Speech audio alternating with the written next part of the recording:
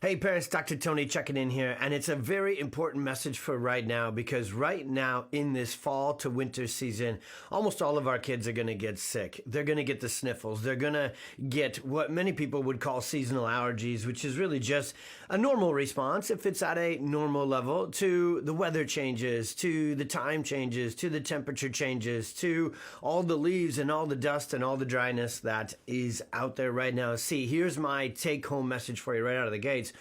Kids get sick. It's normal.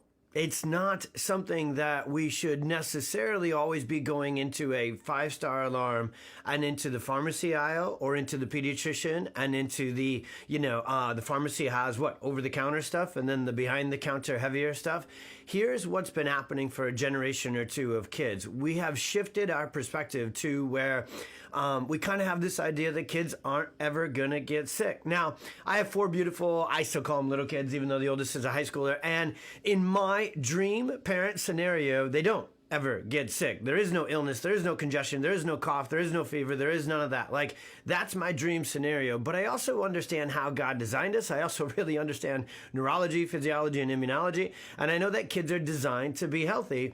And in order to be healthy, they actually have to face challenges, face illnesses, face these things and build up resilience and build up strength within their body to overcome them. It's actually really awesomely super simple science, even though it's wildly uncomfortable. And let's just be honest, it sucks for us as a parent to watch our kiddos even have a little bit of congestion. But then when that congestion turns into a cold, and when that cold that should be gone in a day or two turns into a week or two of up at night, struggling to breathe, this big, nasty barking cough, obviously, for different parents, we have a kind of different tripwire, if you will, as to when we really, really, really get stressed out and we make that call to the medical world and we go down that road where we're maybe going to suppress the sickness and the challenges instead of build them up and help our child not only get through that acute illness they're in right now, but build up strength and resilience to go forward. So what I want to do is I want to switch over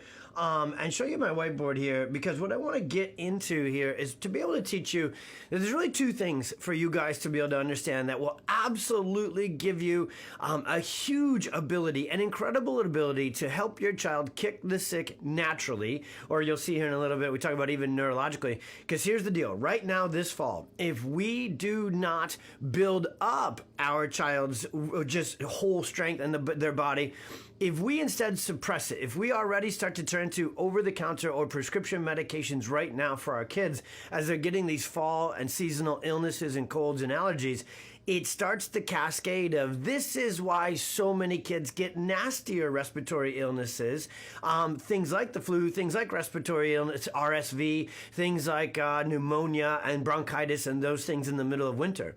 What we do now, a couple of months before that, to either build up or break down their immune systems and their nervous systems and get them healthy or get them weak, has everything to do with how they're going to handle winter. So that's a tricky conversation to be able to get across on these platforms to be able to help you, but it is so crucial that we have this understanding. So the first thing you're going to see here is we have to look at things differently, okay?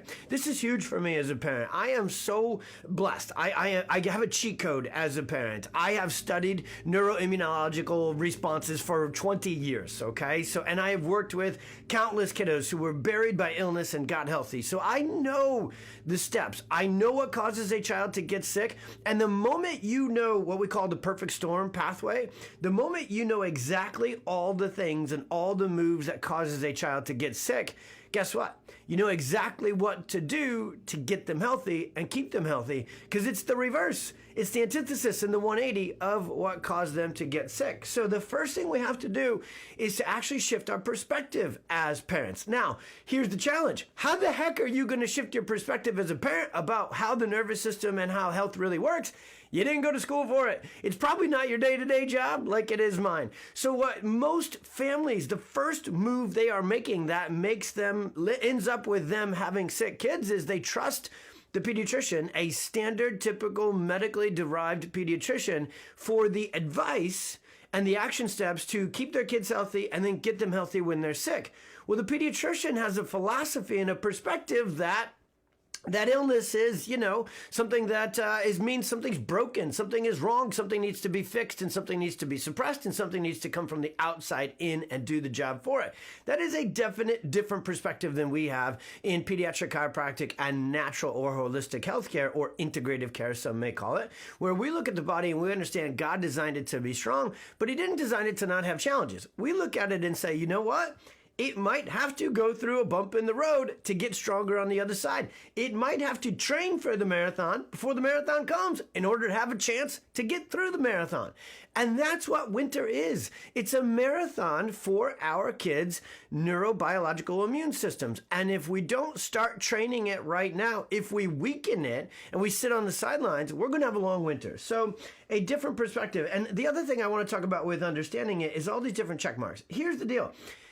It's not too complicated to see that our kids would get sick. I am literally making this video on the first day. It's a Wednesday, and my daughter, Elena, who is our one who just is a little bit more susceptible for some of these things you're about to see due to a growth spurt that's happening right now than the other three just in this current season. So we have to also look at this from a big perspective, which is kind of how I've started so far, to a granular perspective, to our child, our kid's current perspective. She spent the last 2 days at home, resting, recovering, building back up her resilience so that she can kick butt the rest of the year. If we just suppressed her just cough that she had just a kind of seasonal stuck cough, had full energy, no fever, none of that. She just didn't feel great. And that is how her body is handling this seasonal transition. So the weather, we had a ton of outside time. We live on a farm. We went to studies. We did all sorts of stuff, and she was outside. So the weather is a big part of it. Right now, Elena is going through a massive growth spurt. She has gotten 2 inches taller almost just since, honestly, the beginning of summer. So what happens with the growth spurt is it stretches the body, all of its nerves and all of its muscles and all of its tissues.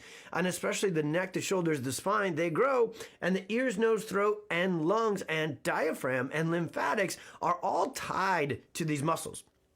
Our muscles moving and being relaxed from our neck to our thorax are exactly how the body gets congestion out. So if you're going to be outside right now as a kiddo, running around, playing sports, doing all sorts of awesome stuff, obviously you're going to have more mucus and more production because the body has to get more stuff coming through. Well, if those muscles are tight, if those tissues are tight, they can't move what's called lymphatic drainage and respiratory drainage as well. So a growth spurt and teething not only creates tension for our little ones. This is really kind of a little one thing, but it goes until 2, 3, 4 with molars.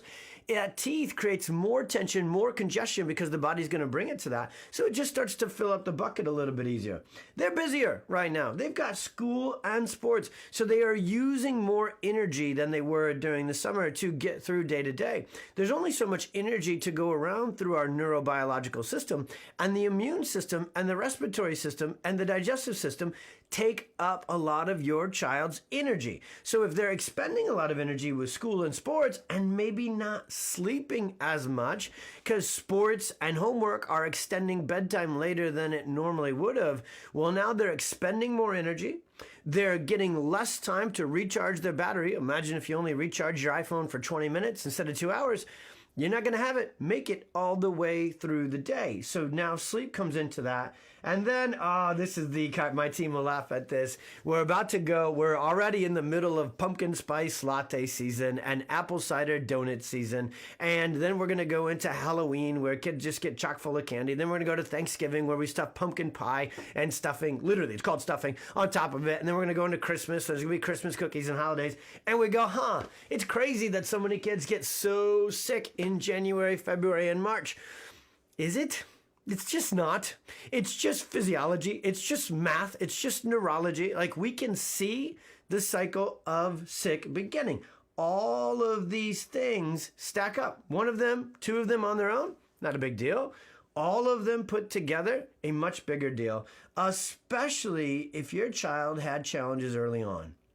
If your child had birth intervention, like a C-section, like vacuum extraction, like a forceps, like a NICU stay, a breech presentation, if they were colicky, if they were refluxy, if they were constipated or constipated, if they had motor delays and challenges, too much tone or too little tone, they're going to struggle with respiratory immunological illnesses more because their body's movement is challenged. So if this is in their case history, they are going to be more sensitive to all of these things that that are in there as well. Okay, now the last chapter of this video, and I know it's a longer one, it's a little bit of almost like a TED-ish talk sort of style on how to kick the sick naturally, and gosh, I hope it helps your families, because the moves you make right now are either going to build up resilience for your child so they crush it all winter and don't get sick, stay in school, do all the things you want them to do, or they're going to get crushed by illnesses, not because they have anything wrong with them genetically or bad luck. It's just certain moves to either build up or tear down and suppress well-being is going to be what makes the difference.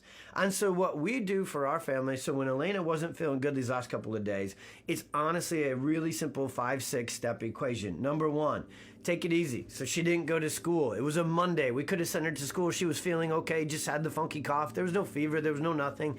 But you know what? If she'd had to push through school and volleyball, she would have been worn out more and probably end up missing the whole back half of the week. So an extra day of rest. Get to bed early. That's exactly what we did. So movement and sweat. During the middle of the day when she did have a little bit of feeling good, we got outside. I even went for a bike ride with her yesterday to go out and get the body moving, because movement and sweat moves the fluid, moves the congestion, clears the cough, clears the congestion. Chiropractic adjustments are the cheat code. I also, speaking to my kiddos, anytime it's winter, if we have a little bit of downtime and we play Mario Kart, I know all the cheat codes to Mario Kart. I grew up with it, so I beat them with cheat codes and shortcuts all the time. They don't even know. Adjustments, what's the analogy here? Adjustments, they're not even a cheat code. They are literally required in our family for well-being, because stress is a part of life. Stress gets to the neck, to the shoulders, to those areas, and that subluxation is the word for it. Subluxation creates constriction, creates congestion, creates more inflammation. We know the neurology behind subluxation, which is what adjustments fix. And so getting her adjusted every single day really boosted that up. Supplements. We're taking all of our immune boosting supplements for vitamin C, vitamin D, so forth. We've got our diffuser. She was set up doing her at-home school work. You know, the school sends us work. We set her up on the couch. She was in a good place. The diffuser's hanging out right there. I don't know enough about essential oils. My wife is really the boss of that, but I know that they helped to keep the airway clean and boost that immune system as we go along. And then obviously the last thing we're going to do when she's not feeling well, and even during these seasons, is throw a bunch of sugar or junk in there. And so really, really clean, healthy fats, lots of water in there. Conversely, here's the last thing to know. What if you go down this road over here? Here's the truth. That is pretty much the standard medical pediatrician path. They don't really talk about, hey, get them outside, get them moving. There's certainly, if you go to awesome places like Well Rooted or other integrated practices, they do send them over to us and you get adjustments. But I mean, most of the place, again, this is, this red path right here, I put it in red because I want to give you a fair warning about it. Those are things that God gave us for amazing responses. You know what? Oliver was in the NICU way back when he was a baby and he was crazy sick. And those medications saved his life, including antibiotics. But the truth of the matter is, every single time a child goes on over-the-counter respiratory suppressors and immune suppressors, or even heavier ones like nebulizers, steroids, and antibiotics, every single time a child is given these medications, they are given less resilience, less response. It is a cheat code in a bad way that ends up doing the job for the body. It doesn't really do the job fully because it can't, because it's only a piece or part of the immune response as God gave us. And what happens is a child's immune system gets weaker every single time we go through one or two courses of those things. That's not hearsay. That's not a theory. That's neurology. That is exactly what we know. There is research up the wazoo that shows every single time, especially a child under the age of 1, so if we kind of came back and we had teething and that sort of stuff, and they get put on antibiotics, it increases their risk of chronic immune challenges like allergies every fall, or suppressed weak, tons of respiratory illnesses every winter. Every time they get put on antibiotics, it increases the risk of that 3 to 4-fold. So here's the deal, Mom and Dad. There is 2 choices. When our child is sick, starting out, there is a fork in the road decision for us to make. Are we going to build it up and support their body to get through it? Or are we going to suppress it and try and stuff it and try and shut it down and just look for short-term victory, but long-term side effects that come with that? Now, there will be times, absolutely, where your child needs medical intervention. I have seen it with Oliver when he was little. Thankfully, every other time, every child, including him, has gotten sick after it. We didn't need a single little tiny drip. We didn't need a nebulizer. We didn't need the inhaler. We didn't need to ingest medications. We didn't need to inject medications. We didn't need to do any of that sort of stuff. We were able to take the list on that left of the sheet and build it up. And therefore, we didn't have to use the shut it down, suppress it down stuff. There will be times where a child gets sick enough that they may need that to get their head above water. And thank goodness. That's why you want to have an incredible medical provider on your team. I'm doing this video for us locally with PwC and doing it globally with PX Docs. Here locally for our practice and our patients, we have the best team ever who can handle medical intervention if they need it, but they know to use it as last resort with well-rooted pediatrics. I hope you have someone like that locally. If not, reach out to us. We'll help you find them. If you need more resources, we're going to link some articles to this. We have a really, really cool Kick the Sick handout that you can print out and put on your fridge, and we'll link that here below how you can get that. This, I probably went longer than I intended with this. It's just such a passionate, it's such an important message for me because, again, we know that kids are going to get sick. We know that we're all going to get stuffy, a little bit coughy, a little bit of that when we have these seasonal transitions. It's as normal as needing to pull the hoodie out of the closet and put it on, okay? It's a part of life. When that aspect of life comes to our kiddos and they have a little bit of congestion and they have a cough and they have some respiratory challenges, the decision is build it up or suppress it. And every single one of these we face either builds up resilience and strength so you face less and less of it in the future, or it suppresses it and it shuts it down and you're going to end up with more and more illness in the future. A lot of times, parents, you may feel alone in making this decision. You may feel overwhelmed in making this decision. So that's where you need a provider who's going to support you in the direction you want to go. What I love about our job as pediatric chiropractors, we not only get to make those adjustments when kids are sick to boost their nervous system and get the body working better, but we can give them these handouts. We can give them this conversation. We can give them these other action steps like we just did for my baby girl to boost it up. So if you need a new doctor that goes in a blue build-up direction instead of a red, let's end up with more sickness direction. We as a nation,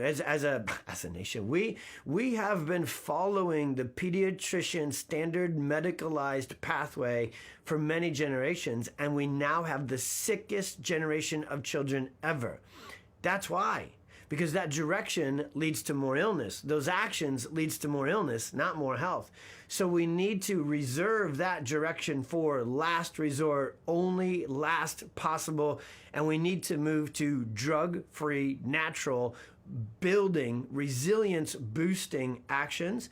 And a lot of times you need a new guide, you need a new doctor to get that done. So if you're local and you need us to be that for you, hit up PwC. If you're global and you need one of our trained docs who is exactly like PwC to do that for you, just reach out and we'll get you to our directory and we'll get you to a doctor just like us in your town. All you need to do is either put your name, town, city, state, country, wherever in the comments below. If you don't feel comfortable doing that, shoot us a direct message and we will do that. Please share this video. I know it was long, a little mini presentation, keynote sort of thing here, but it will change your child's life. It will change their trajectory from chronic illness to kick you know what health for life if we build up, build up, build up. And the hardest time to choose the build up path is when you see them struggling and you just want to get them over it as quick as possible. But we've got to take a short term and a long term perspective when we go after these actions. God bless, be well. Any questions, put them below.